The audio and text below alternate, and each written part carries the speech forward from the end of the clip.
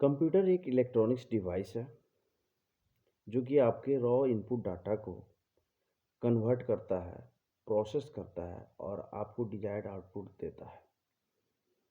अब आपको समझ में आ गया होगा कि कंप्यूटर एक इलेक्ट्रॉनिक्स डिवाइस है। डिवाइस करने का मतलब क्या कि इसमें इक्विपमेंट, छोटा छोटा इक्विपमेंट जुड़ा हुआ है। ऐसा नहीं है कि कोई मशीनरी है। इसमें डायोड्स हैं, सर्किटरी है, वगैरह वगैरह सब चीज़ है इसमें, इसीलिए इसको डिवाइस कहा गया है ना। तो कंप्यूटर एक इलेक्ट्रॉनिक्स डिवाइस है जो कि आपको कॉमनली यूज किया जाता है। किस किस काम के लिए यूज किया जाता है? आप रेलवे में देख लीजिए, एजुकेशन सेक्टर में देख लीजिए, ट्रेडिंग में देख लीजिए, है ना, रिसर्च वगैरह में जो भी है उसमें होता है। आपका हेल्थ साइंसेस में जितना भी आपका ऑप्टिकल थिंग्स यूज होता है, आपका जो भी डिवाइस है, जैसे कि लोग हार्ट बीट चेक करने के लिए क्या बोलते हैं, ईसीजी वगैरह होता है, आप देखे होंगे। तो ये सारा चीज़ किस चीज़ से होता है? आपके कंप्यूटर से ही तो होता है। तो कंप्यूटर एक इलेक्ट्रॉनिक्स डिवाइस है जो कि आपके रॉ इनपुट डाटा को कन्वर्ट करता है, प्रोसेस करता है एंड आउटपुट स्क्रीन पर आपको आउटपुट, डिजायर्ड आउटपुट दे देता है ना। तो इसका परिभाषा एक तरह से और दे सकते हैं। ये तो इतना तो परिभाषा होगा ही, लेकिन इसमें और ऐड कर सकते हैं। ये कॉम्बिनेशन है हार्डवेयर प्लस सॉफ्टवेयर का। बिना सॉफ्टवेयर का आपका हार्डवेयर ये नहीं चलेगा। कहने का मतलब क्या है कि जैसे मान लीजिए कि हम लोग तो शरीर हैं, हम लोग के पास शरीर है। अगर मुंह में आवाज़ जो आ रहा है, ये आत्मा नहीं रहता, ये हवा श्वास नहीं लेता, शरीर श्वास बंद हो जाता, समझ लो श्वास की तरह है आपका सॉफ्टवेयर।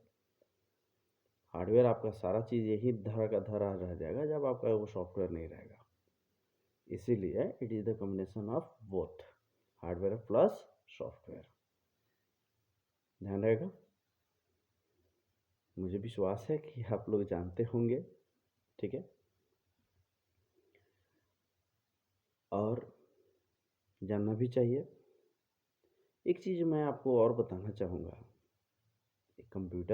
कंप्यूटर जी के बारे में हम लोग जानते हैं, तो कोई तो होगा जो कि इनके जनक होगा, जिनके चलते हम लोग सारा चीज़ आज देख रहे हैं। आज मॉडर्न युग चल रहा है। कोई तो ऐसा व्यक्ति होगा जिसकी वजह से सारा चीज़ हैपनिंग हो रहा है। वो कौन थे? कुछ मालूम है? आपके चार्ल्स बेबेज जी थे। He was very respected people that time, and not only respected in that areas only, वो साइंस में बहुत प्रतिष्ठित व्यक्ति थे और उन्होंने अपना मूल्यवान योगदान दिया। इसके वजह से उनको फादर ऑफ कंप्यूटर कहा जाता है, कंप्यूटर के जनक कहा जाता है, या पिता, फादर ऑफ कंप्यूटर कहा जाता है उनको। उनका पहले दी इंटरनेशनल चार्ल्स बेबेज नाम का एक संस्था चला, और उस संस्था के बाद उन्होंने, जो कि मतलब कि अब उनके बाद हमारे देखने से वो तो है नहीं, तो चार्ल्स बेबेज इंस्टीट्यूट के नाम से आज वो प्रचलित है। चार्ल्स बेबेज इंस्टीट्यूट के नाम से प्रचलित है।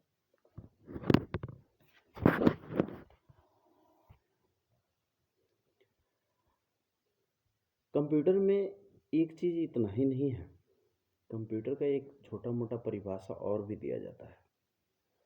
Common common common operating machine, particularly used for trade, education and research। देखिए, पार्टिकुलरली कहने का मतलब क्या है कि trade, education and research. Trading यानी कि बिजनेस, वर्क, मार्केटिंग के लिए, और दूसरा क्या चीज़ है, एजुकेशनल, एजुकेशन सेक्टर के लिए। एड टेक बिजनेस जो आजकल चल रहा है, बिना कंप्यूटर का संभव तो होता नहीं। एक चीज़ हो गया। तीसरा चीज़ है आपका रिसर्च। रिसर्च जो हो रहा है, तो रिसर्च जो वैज्ञानिक रिसर्च कर रहे हैं आपके अदर प्लैनेट्स से या बहुत सारा थिंग्स है जो कि आप देख रहे हैं आजकल रॉकेट साइंस भी चल रहा है इसी पे। तो ये सारा चीज़ क्या चीज़ है? कंप्यूटर बेस्ड है। तो कंप्यूटर बेस्ड है तो एक चीज़ और बताइए हमको, क्या इतना ही कंप्यूटर बेस्ड है? क्या आपका हेल्थ सेक्टर नहीं है? रेलवे टिकटिंग नहीं होती है? एरोप्लेन की टिकटिंग नहीं होती है? एरोप्लेन की जो कॉन्टैक्ट किया जाता है, लोग कहता है जी कॉन्टैक्ट टूटा कि एरोप्लेन गया, ठीक है ना? तो क्या उससे नहीं जुड़ा है? जुड़ा है ना? तो बिना कंप्यूटर का तो संभव नहीं होता है। आजकल कॉल सेंटर में मैनेजमेंट जितना भी हो रहा है वो सारा तो कंप्यूटर ही कर रहा है ना। इसलिए कंप्यूटर का बहुत ज़्यादा योगदान है जो कि हम लोग का मॉडर्न युग को आगे बढ़ाने में, है ना। आपका फाइटर जेट्स चलते हैं, क्या उसमें कंप्यूटर नहीं लगे हैं? इवन और सब छोड़िए, क्या आपके गाड़ी जो नॉर्मल गाड़ी चल रहा है ना आजकल, ब्रेजा आया है, स्कॉर्पियो आया है, वॉटेवर, क्या उसमें कंप्यूटरीकृत कुछ नहीं हुआ है?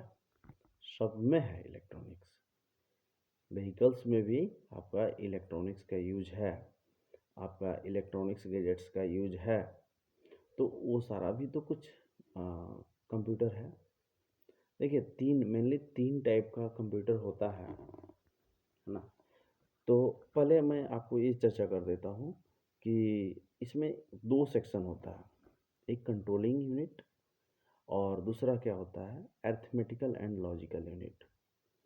कंट्रोलिंग यूनिट क्या करता है कि आपको कौन सा डाटा, कौन सा इनपुट डाटा प्रोसेस होगा, कौन से इनपुट डाटा प्रोसेस नहीं होगा, वो कौन करेगा?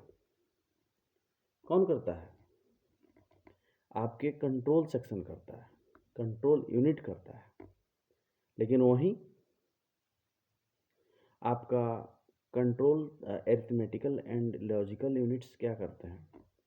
आपके लॉजिकल इम्प्लीमेंटेशंस को, यानी कि लॉजिकल्स वर्क को लॉजिक के द्वारा सॉल्यूशन देते हैं, लॉजिक के द्वारा इम्प्लीमेंट करके उसको प्रोसेस करके आपको आउटपुट देते हैं। तो आपका दो सेक्शन हो गया कंप्यूटर में, दो चीज़ है, एक हो गया क्या चीज़, कंट्रोल यूनिट, और दूसरा क्या चीज़ हो गया, अरिथमेटिकल एंड लॉजिकल यूनिट। इसका मतलब ये नहीं है कि आपका वर्ड नहीं होगा, आपका इसमें मेमोरी नहीं होगा, मेमोरी का भी यूज है। मेमोरी क्या है?